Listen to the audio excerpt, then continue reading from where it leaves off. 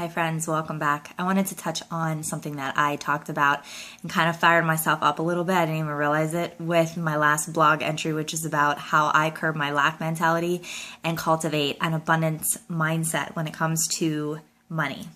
So I want to touch on what a lack mentality is and then what we can do to really chisel away at it within ourselves and with other people. So a lack mentality is feeling like there's not enough. There's not enough money. There's not enough food. There's not enough shelter. And what that creates is a state of anxiety and stress. So sales, they are just taking advantage of our lack mentality. Okay, like here's a sale. You have to make a decision right now because this sale will be gone.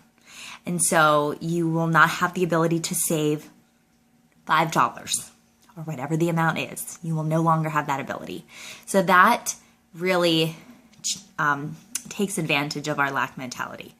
So that's one example.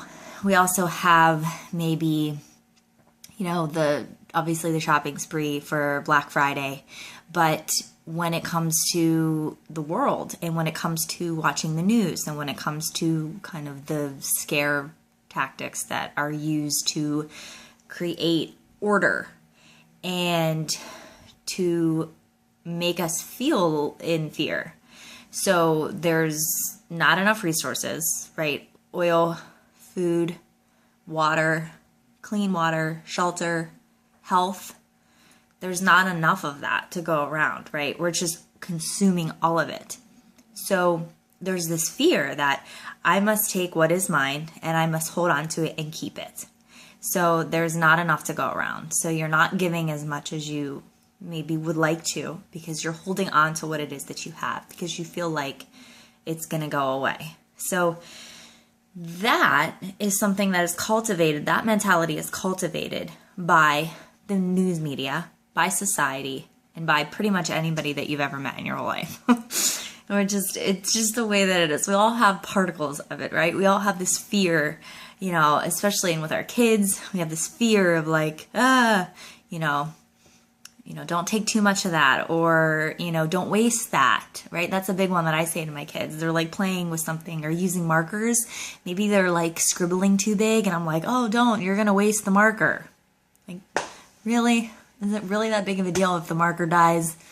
But we have this scarcity mentality that things are going to run out and we won't have them anymore. It's ridiculous. So one way to chisel away at that is to accept the reality and the belief that there is enough to go around. Like, you can believe it or not. I choose to believe it, and I cultivate that belief every day. So I remind myself that I am enough, me, for who I am, and I will always be provided for. From a biblical perspective, God will always provide, right? He will always provide. You have faith in Him. From a spiritual perspective, the universe is abundant. And the more we can collaborate and step into that fullness and that abundance, the more that we will have to give and the more that we will be able to receive. So I know it's kind of like a weird thing to think about, like that there's enough to go around. Well, clearly people are starving in Africa. Clearly people are in the streets of Pittsburgh, homeless and hungry. So how is it that you can sit there and say there's enough to go around? I can't control the choices of other people. All I can do is control my own consciousness and my own choices. So, I think that it starts with personal responsibility and it starts with the individual. I can only say that I feel truly blessed to have been born in this country. I feel truly blessed to be living amongst a population that is provided for. We don't have to worry about food or shelter or clothing or clean water or health for us or our children. We obviously have to take care of ourselves and we have to make good decisions when it comes to what we're eating. But I feel totally blessed to do that. So that is a gift that was given to me. And now it's my responsibility to to see that abundance and cultivate it more and cultivate it around the other energies that are around me. So just kick the lack mentality to the curb, because it's not doing any good. It's not doing any good, and it's really destroying. I really can't stand whenever I heard that about the Walmart employee that got stomped on for the Black Friday shopping. I was like, that is one of the most horrific things I've ever heard.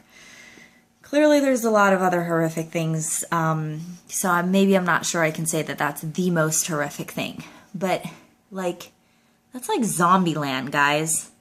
And it's unnecessary. So let's start with ourselves and and see where that shows up in your own life. See where your scarcity mentality shows up in your own life, and see if there's a different choice that you can make, and see the abundance that you already have. Because we all do. We're so blessed to be where we are at this time, and we will always be provided for. So, thank you for letting me share, and I hope you have a really beautiful day.